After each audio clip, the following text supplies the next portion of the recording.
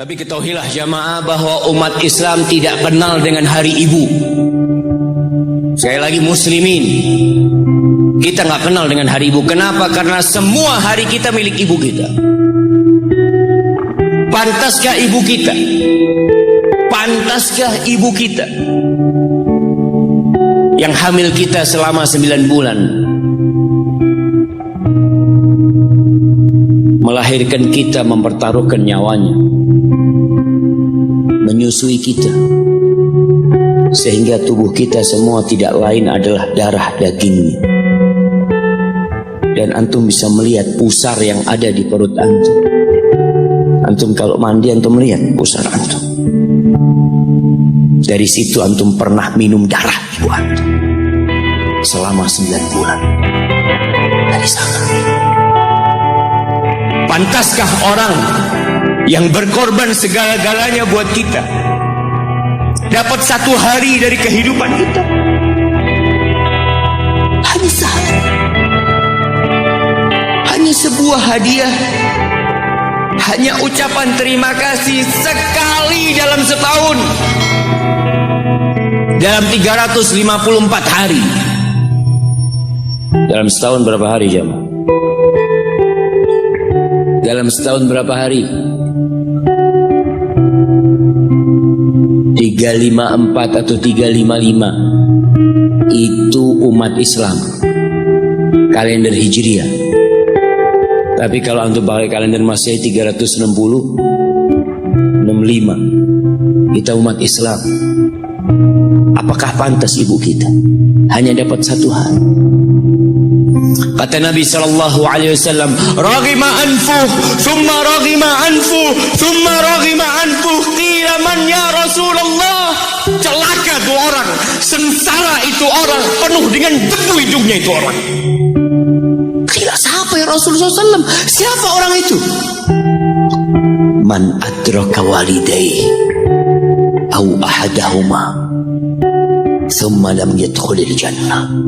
Orang yang hidup bersama orang tuanya, satu atau kedua-duanya. Dia hidup mendapatin 1 atau 2 orang tuanya masih hidup. Celaka orang ini kalau ternyata nggak bisa masuk surga dia jemaah. Jemaah, pintu surga yang paling indah kata Nabi SAW itu orang tua kita, bapak ibu kita. Dan dia dekat sama kita. Dialah yang melahirkan kita. Dialah yang punya jasa besar sama kita. Kalau kepada mereka antum nggak bisa masuk surga lewat keduanya, antum mau lewat pintu yang mana masuk surga? Ustaz, ana mau masuk lewat pintu sodakoh. Bisa jadi sodakoh antum hanya pencitraan dari antum, karena sama orang tua antum gak baik. Antum berbuat baik sama manusia, antum bangun masjid, antum bantu anak yatim, sama orang tua sendiri gak baik. Berarti antum riak sama kita berdua. Wallahi jamaah, kita perlu lihat awsatu abwabil jannah.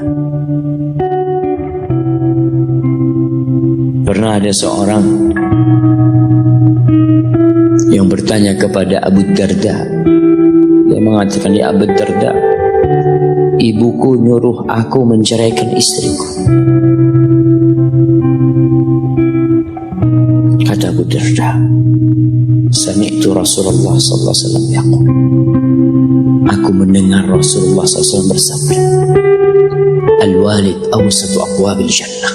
Orang tua itu pintu surga yang paling indah.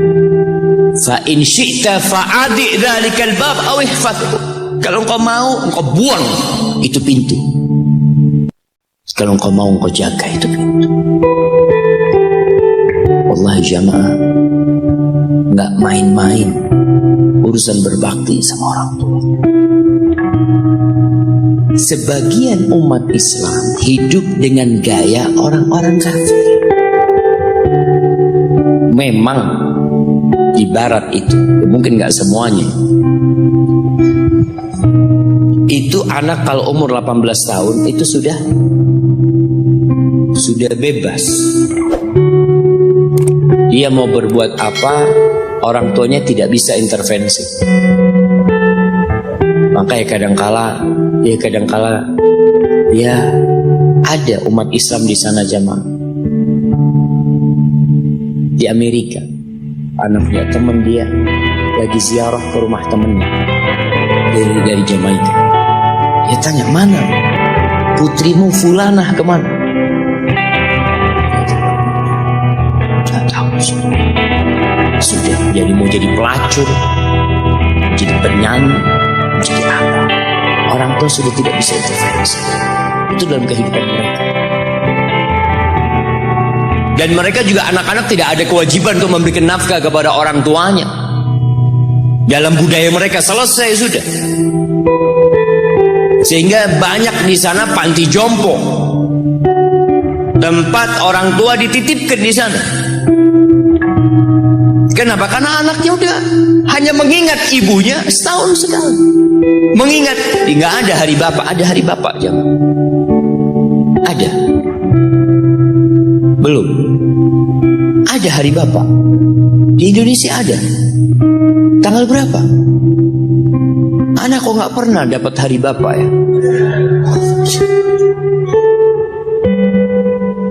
Jamaah, kunu du'atan wa antum samitun. Pesan salah satu ulama mengatakan, jadilah kalian penyeru kepada Islam, juru dakwah dalam kondisi antum diem, nggak bicara tapi antum pendakwah. Bingung gimana mau jadi pendakwah Ustaz kalau diem. Dikatakan bil akhlak, dengan akhlak kalian. Ada seorang suami istri bawa ibunya, kalau nggak salah dari Timur Tengah sana, dibawa ke Amerika berobat ibunya. Itu yang perempuan itu, istrinya itu nangis terus jagain ibunya di ruang ICU. Dia nunggu di luar, dia tungguin ibunya. Suaminya kadang-kadang keluar. Perawatnya itu heran ngelihat dia ini penampilannya gak seperti biasanya di Amerika. Maka perawatnya penasaran, tanya, "Anti kok nangis terus?" kata dia. "Siapa yang sakit ini?" Kata perempuan itu, "Mertua." Mertua. Anti begitu pedulinya sama mertua anti. Ana sama ibu ana sendiri nggak tahu kemana ibu ana. Ana hanya ingat sekali dalam setahun ana kirim hadiah buat ibu ana. Lalu perempuan ini mengatakan, "Ana muslimah, aku seorang muslim." Apa itu Islam? Diceritakan tentang Islam sama dia. Akhirnya wanita ini tertarik untuk masuk Islam. Dikasih buku, berangkat ke Islamic Center, masuk Islam jamaah. Hanya melihat akhlak seorang muslim berbakti kepada orang tuanya. Hanya melihat. Dia nggak bicara apa-apa. Ahibbati fillah.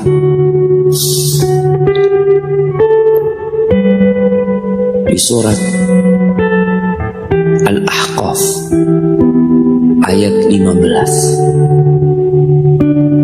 Surat Al-Ahqaf ayat 15. Nanti dibaca. Karena kita itu disuruh membaca sama Allah. Iqra. Dan alhamdulillah semua bisa bawa Quran, walaupun tidak dalam mushaf tapi dalam HP. Untuk semua punya. Coba yang punya HP dibuka. Buka HP-nya. Malu kalau ada muslim punya HP nggak ada aplikasi Al-Quran di dalam. WhatsApp ada, YouTube ada, Facebook ada, game ada, Quran ada. Quran terjemahan di mana Pak Ustaz? Download Quran terjemahan, subhanallah. Seharusnya pertama antum beli HP yang di download adalah Al-Quran. Allah mengatakan, wa wassaynal insana biwalidayhi ihsana. Kata Allah, kami mewasiatkan kepada manusia, memerintahkan kepada manusia agar berbuat baik kepada kedua orang tuanya. Jadi yang nyuruh antum berbuat baik itu bukan paman antum, bukan ustadz, tapi Allah. Allah perintahkan kepada kita untuk berbuat baik sama orang tua, walaupun orang tua antum kafir. Ada sebagian pertanyaan yang kadang-kala datang mengatakan, Ustaz, anak ini dibuang sama orang tua anak dulu, Ustaz. Anak punya bapak menceraikan ibu anak. Ibu anak akhirnya bekerja, bapak anak bekerja, anak dititipkan ke kakek dan nenek. Sekarang ketika anak sukses, bapak ibu anak ingin anak berbakti sama dia. Subhanallah, yang nyuruh antum berbakti bukan bapak ibu antum, tapi yang menciptakan antum yang nyuruh antum berbakti. Cukup tubuh antum itu berasal dari darah orang tua antum, lalu antum berpikir gak mau berbakti sama orang tua. Yang orang tuanya jahat sama dia, merasa dizalimin sama orang tua. Orang tua anak pilih kasih, Ustaz. Orang tua anak seperti ini, seperti itu. Ya, seburuk apapun orang tuamu, tetap itu orang tuamu. Dan Allah nyuruh kamu berbuat baik sama orang tua. Wallahi jamaah, ada seorang syekh cerita dalam salah satu ceramahnya, cerita tentang seorang dokter perempuan di sana, di Arab sana. Ada seorang anak lelaki bawa ibunya masuk ke dokter ini. Subhanallah, ibunya ini gila,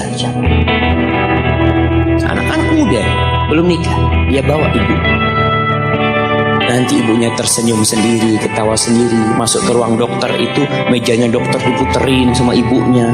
Anaknya minta maaf, ya dok, kata dia, sekali-kali nanti ngeliat di televisi dokter itu ada gambarnya Ka'bah. Ibunya ngomong, nak, kau bukan nak ngomong, kamu bohong, mat kau bohong sama ibu. Katanya mau dibawa umroh ibu, kata dia. Nanti diludahin anaknya, digigit anaknya, nanti kerudungnya ibunya terbuka, dipasangin lagi.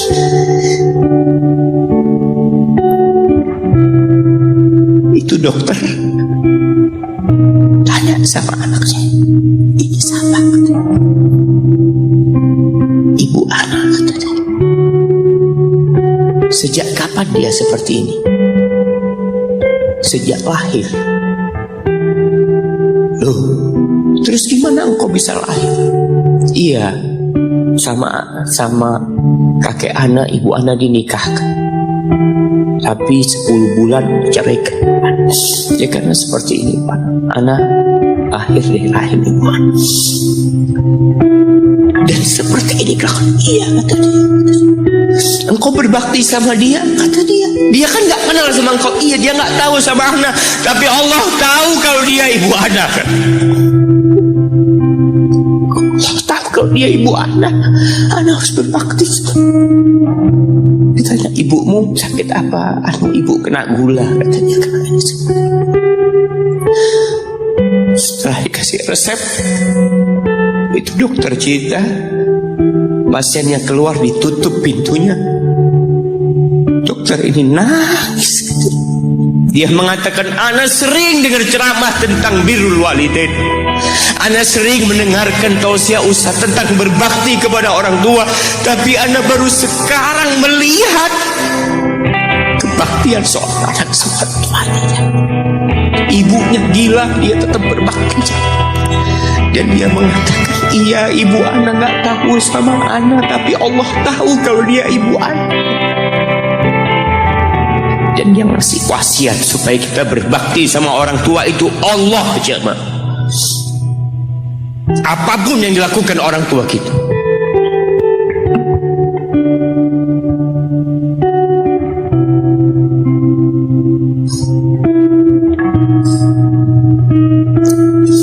apalagi ibu. dikatakan hamalathu ummuhu kurha wa wada'athu kurha. Ibu kita hamil kita itu dalam kondisi yang sulit.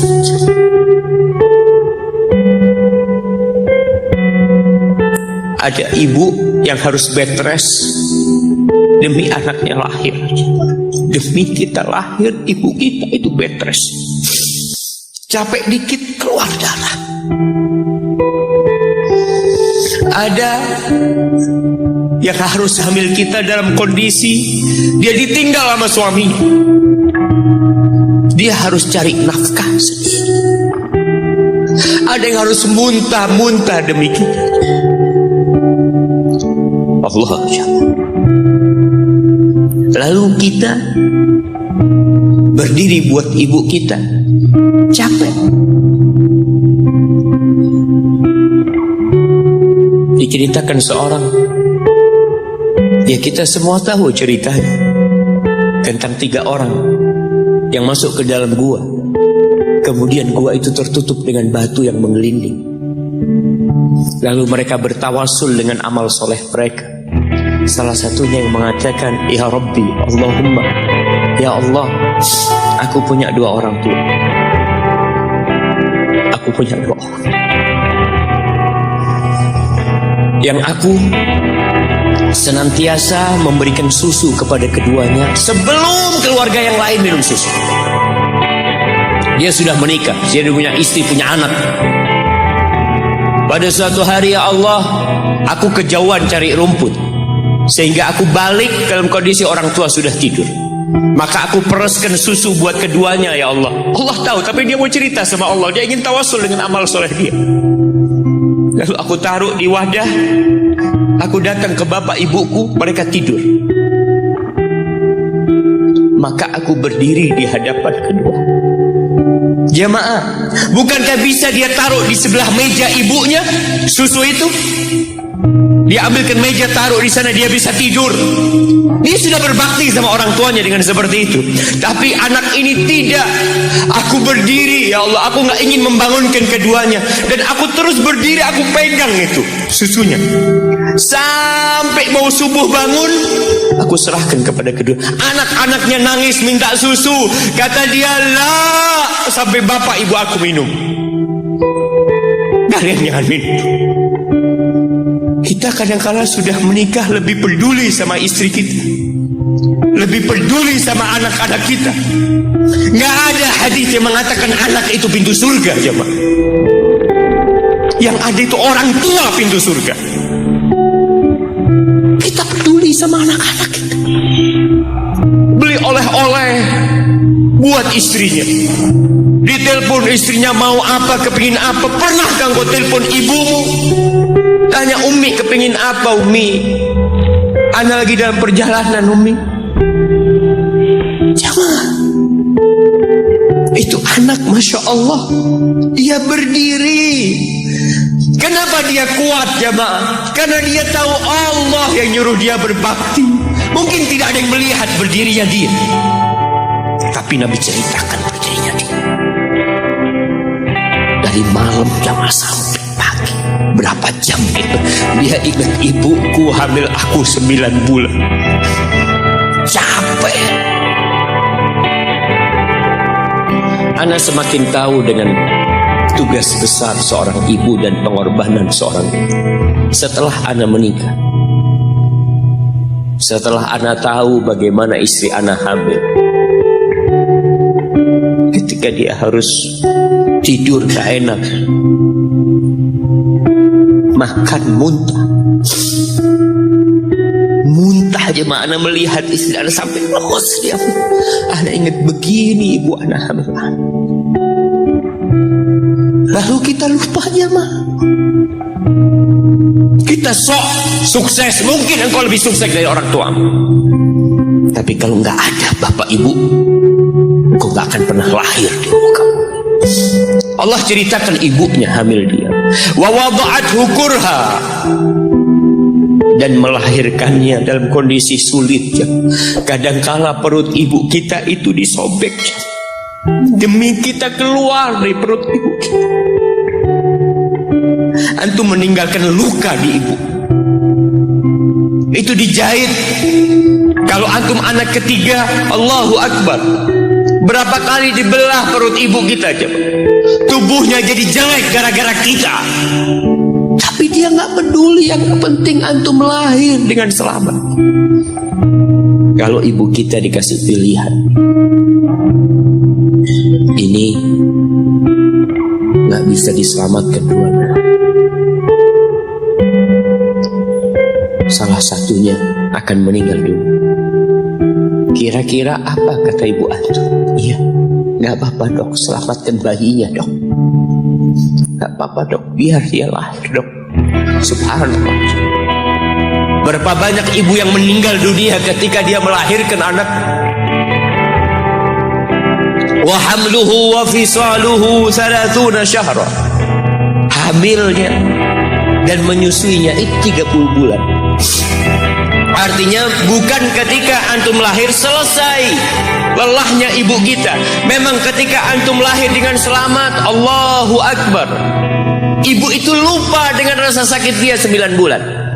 Ibu itu lupa dengan jeritan dia mengeluarkan kita ketika kesakitan.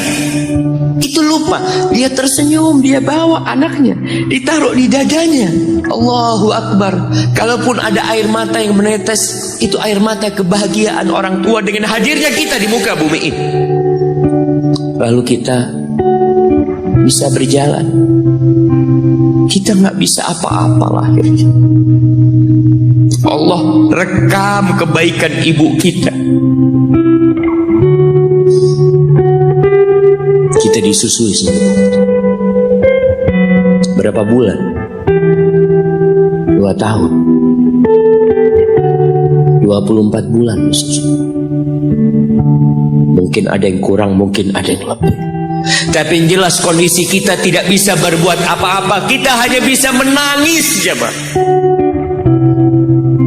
Antum lapar menangis, buang kotoran menangis. Siapa yang datang membersihkan kotoran antum? Ibu antum. Yang gendong antum siapa? Ibu antum. Dia susui, subhanallah, sampai anaknya agak besar sedikit, diajari bicara sama ibunya, diajak ngomong sama ibunya, diajarin berdiri sama ibunya, diajarin berjalan sama orang tuanya. Allahu Akbar. Kemudian ketika antum sukses, antum berangkat ke luar negeri, antum berangkat ke luar kota, meninggalkan kedua orang tua antum, boleh, asalkan dengan ridho orang tua antum. Kalau ibu antum telepon, antum di Batu sini kuliah sampai sukses jadi pengusaha di sini, ibu antum di kampung telepon, nah, ibu ingin engkau balik ke kampung. Jangan pernah mengatakan, Bu, anak kerjanya di sini, ibu. Saya ditugaskan di sini. Tinggalkan semua pekerjaanmu, pulang ke rumah. Ustaz, gimana dengan istri dan anak-anak anak?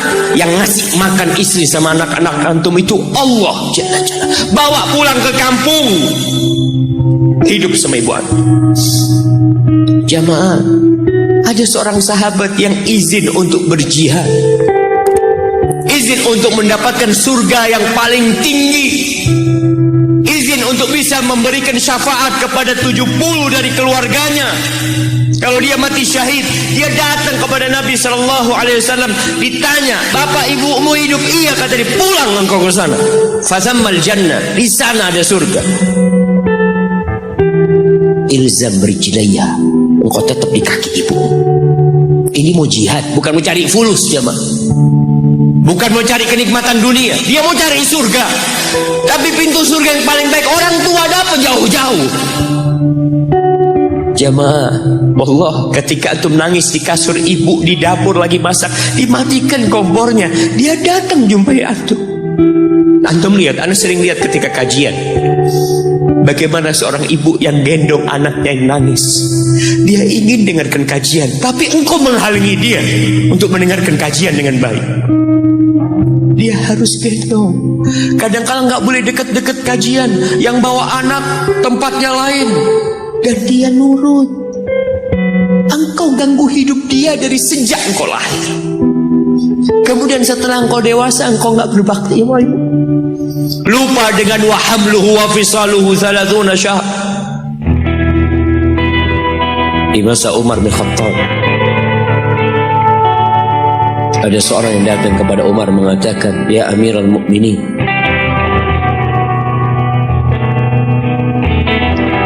aku ini jadi kendaraan buatmu.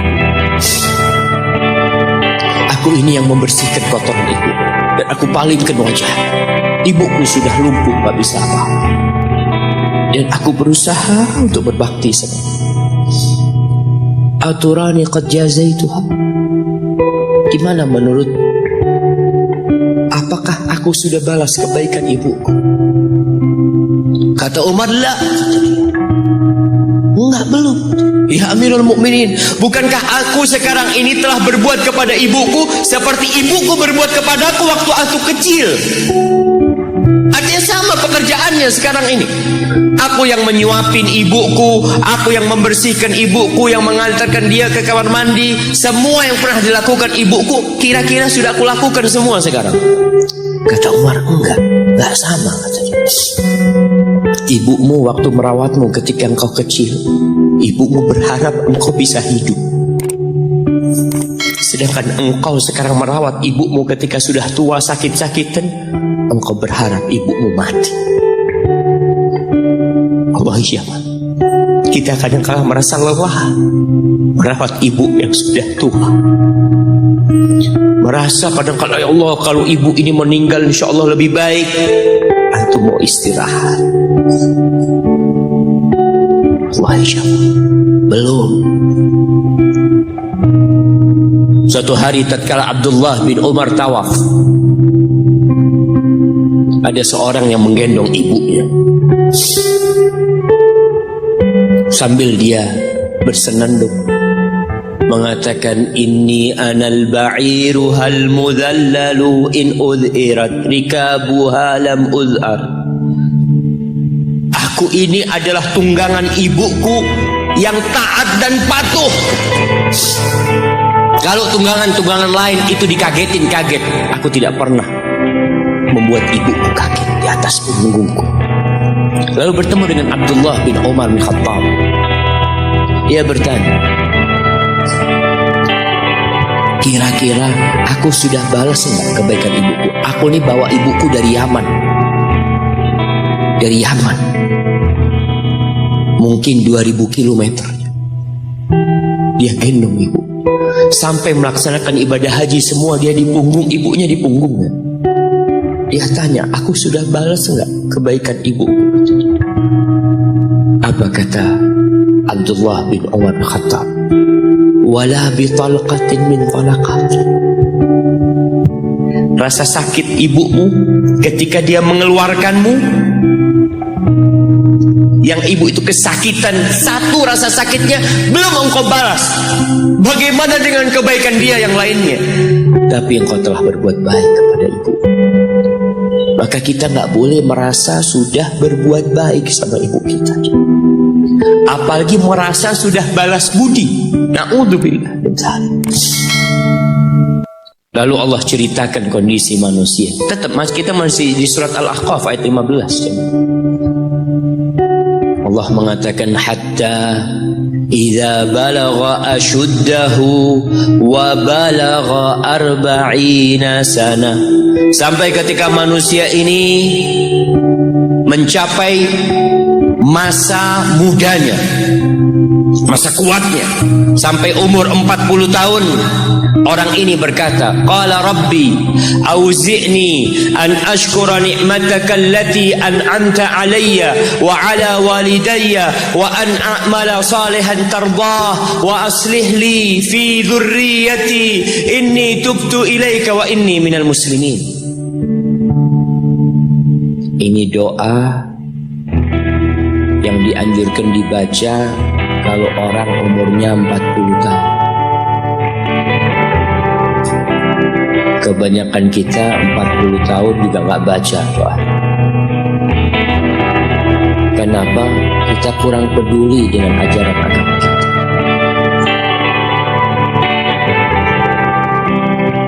Ada istilah yang mengatakan hidup itu dimulai dari umur 40 tahun. Iya, para nabi itu diutus ketika umur 40 tahun. Tapi 40 tahun pakai hitungan Hijriyah. Antum kebanyakan kelewatan. Kalaupun antum baca biasanya pakai kalender. Apa yang dibaca ketika umur 40 tahun? Biasanya orang umur 40 tahun ini sudah mapan hidupnya. Sudah punya istri, sudah punya anak, sudah punya usaha. Ada yang sebab itu sudah mapan. Tapi kebanyakan 40 tahun itu ya rata-rata lah mereka udah mapan hidup. Orang ini berdoa mengatakan, Rabbi, wahai Rabb.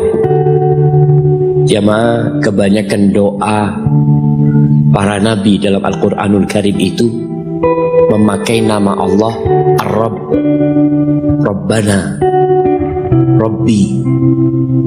Para ulama menjelaskan karena kalimat Rabb ini menunjukkan kalau antum itu milik Allah. Rabbi, engkau yang memiliki aku. Engkau yang memiliki segala-galanya. Auzi'ni an ashkura ni'mataka allati an'amta alayya. Bantulah hamba ya Allah untuk mensyukuri nikmat yang kau berikan kepada hamba wa ala walidayya, dan kepada kedua orang tua hamba. Ingat dia sama orang tua. Ingat. Kebanyakan orang lupa nih, dalam Islam umur 40 tahun harus lebih ingat sama orang tua. Jamaah, kalau antum jenderal bintang 4,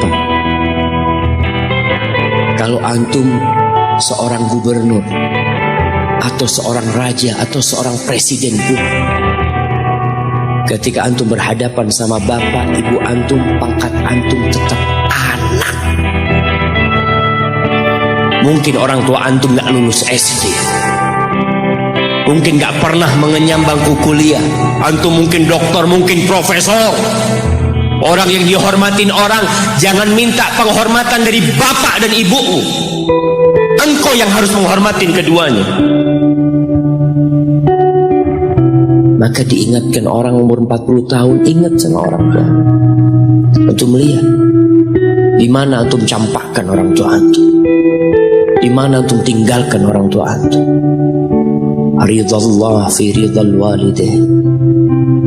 Keridhaan Allah bergantung kepada keridhaan orang tua kita. Wa sukhtullah fi sukhtil walidain. Dan kemurkaan Allah bergantung dengan kemurkaan kedua orang tua kita. Wa an a'mala salihan tardah. Bantulah hamba untuk beramal saleh yang kau ridhai. Wa aslih li fi dzurriyyati. Dan perbaiki aku di anak keturunanku ya Allah. Jamaah, balasan untuk orang yang berbakti kepada orang tuanya kontan Allah bayar di dunia sebelum di akhirat. Balasan buat orang yang durhaka sama orang tuanya kontan nih, dibayar di dunia sebelum di akhirat. Ma min dzambin ahaqqu an yu'ajjilallahu lahu al-uquba fid dunya ma'a ma yudakhiru lahu fil akhirah min al-baghi wa qati'atir rahim wa fi riwayah wal uquq. Tidak ada dosa yang lebih pantas untuk dibalas di dunia sebelum di akhirat nanti daripada kezaliman dan kedurhakaan kepada orang tua.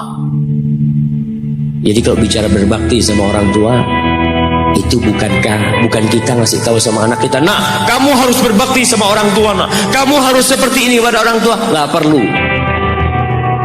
Anak-anak itu perlu contoh dari bapak dan ibu. Berikan contoh, dia akan berbakti. Ingat seorang anak yang dia tinggal sama bapaknya, bapaknya tinggal sama dia. Bahasanya bapaknya tinggal sama dia, berarti bapaknya ikut dia, bukan dia yang ikut bapak. Sudah tua bapak, istrinya kurang suka sama bapak. Ya udah tua ngerepotin. Akhirnya istrinya usul, gimana kalau bapak ditaruh di atap? Jadi rumah itu ada atap, ada kamar biasanya di sana di Arab sana. Akhirnya si suami nurutin istri, mengatakan, ayah keberatan nggak kalau tinggal di atas? Oh nggak apa-apa nak, yang penting kau seneng. Bayangkan, wallahi orang tua kita itu, yang penting anaknya bahagia. Akhirnya dipindah ke atas. Tiap hari bapaknya ini dikirimin pakai piring dari plastik apa seng, kirimin ke atas makan ya, nanti bajunya dicuci, pokoknya nggak kumpul sama cucu-cucunya, seakan-akan diasingkan sampai meninggal dunia. Sudah meninggal, selesai. Orang itu kalau orang tua yang meninggal selesai, sudah beban hidup dia. Padahal itu pintu surga yang sudah ditutup buat antum. Maka sebagian ulama ketika ibunya meninggal menangis. Ditanya, kenapa engkau menangis seperti ini? Kata dia, gimana aku tidak menangis? Pintu surga terbaik udah tertutup buat aku, kata dia. Udah selesai. Aku belum berbakti sama dia, dia sudah meninggal.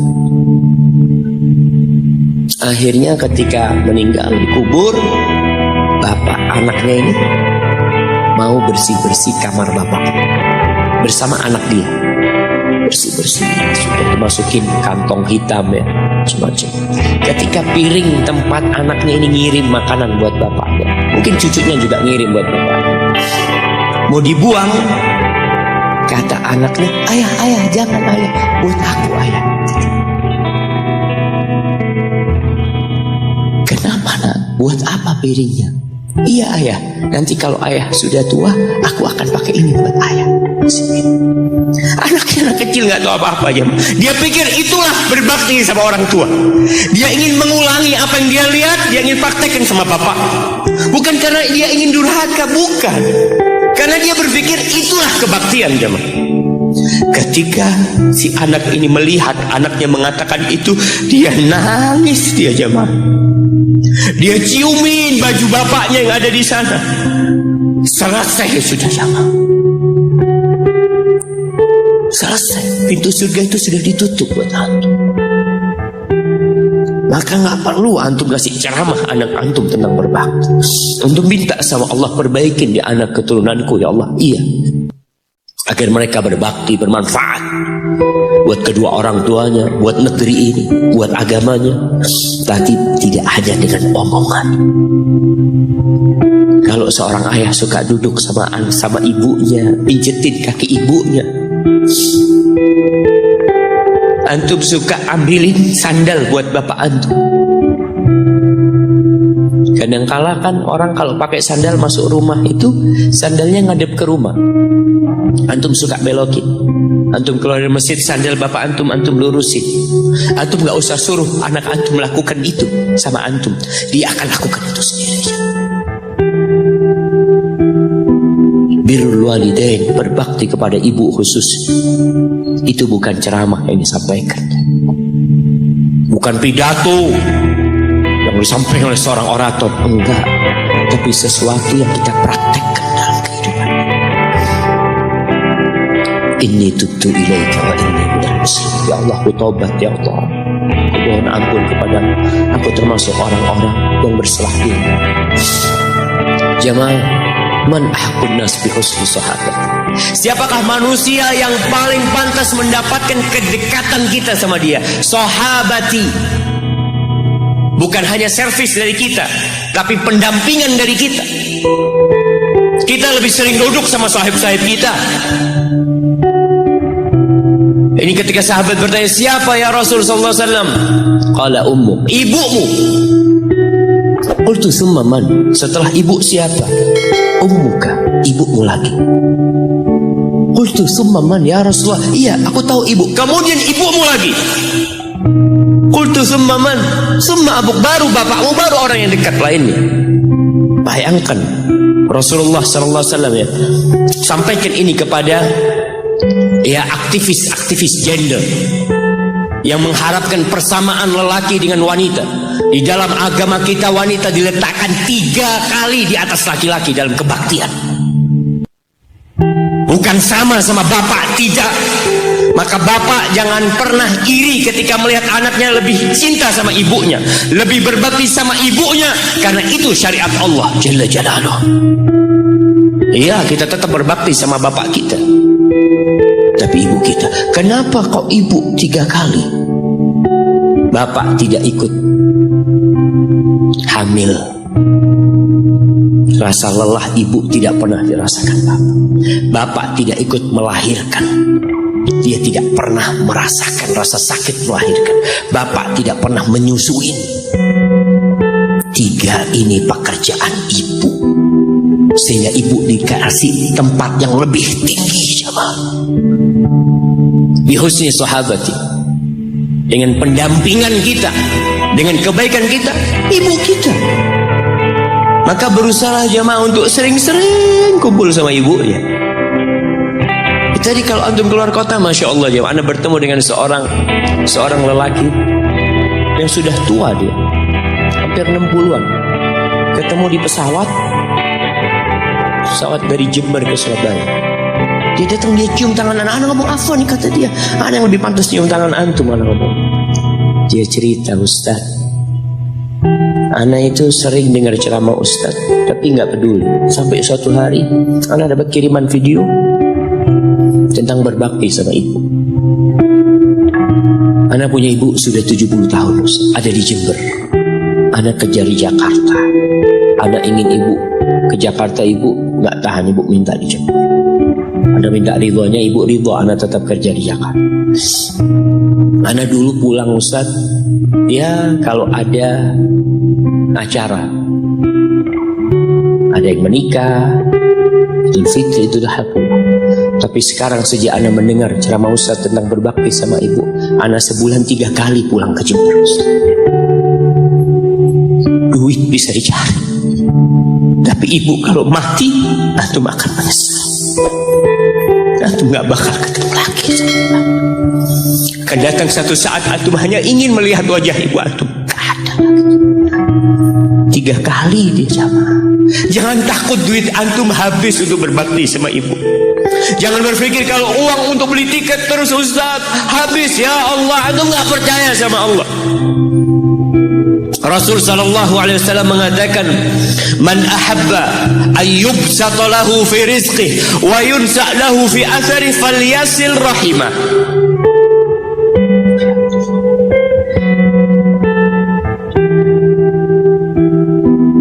Barang siapa yang ingin rizkinya diluaskan, barang siapa yang ingin umurnya dipanjangkan, apa yang dia lakukan? Sambung rahimnya. Sambung rahim. Rahim kita sendiri, ibu kita. Kita dari sana keluar. Itu yang paling berhak mendapatkan kebaktian kita. Antum jangan takut kehabisan waktu. Ketika antum berbakti sama orang tua, Allah berkahin waktu antum. Jangan takut duit antum habis, Allah lipat gandakan apa yang antum keluarkan. Tapi kadang-kadang kita nggak yakin.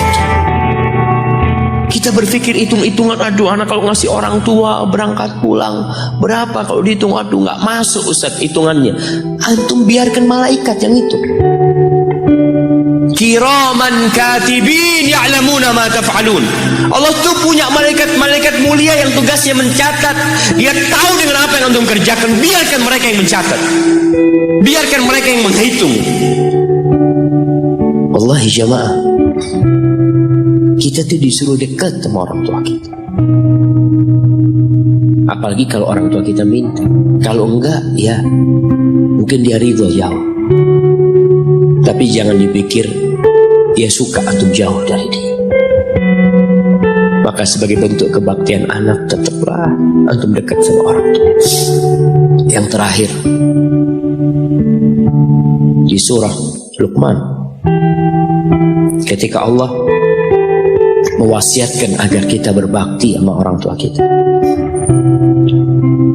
lalu Allah mengatakan, wa in jahadaka ala an tusyrika bi ma laysa laka bihi ilm fala tuti'huma. Kalau kedua orang tuamu memaksamu untuk melakukan kesyirikan, melakukan kekufuran, jangan taat kepada keduanya. Fala tuti'huma, jangan taat, jangan patuh. Tapi setelah itu Allah mengatakan wasahibhuma fid dunya ma'rufa. Sahibhuma, jadikan orang tua antum sahib antum, temanin dia, jangan ditinggal. Kebanyakan di antara kita berkata, Ustaz, abah ana belum dapat hidayah, ibu ana belum dapat hidayah. Pertanyaannya, antum hidup di mana? Ibu antum hidup di mana? Ana hidup di Jakarta, ibu ana hidup di kampung, orang tua ana hidup di kampung. Antum setahun kali pulang. Kata Allah, sahibhum fid dunya ma'rufa. Ini yang kafir. Temanin keduanya dalam kondisi penuh dengan kebaikan. Haibati fillah, sekali lagi ana sampaikan bahwasanya kebaktian kepada orang tua itu memiliki kedudukan yang tinggi setelah bertauhid kepada Allah. Wa qadha rabbuka alla ta'budu illa iyyah wa bil walidaini ihsana imma yablughanna 'indaka al-kibara ahaduhuma aw kilahuma fala taqul lahumā uffin wa la tanharhumā wa qul lahumā qawlan karīmā.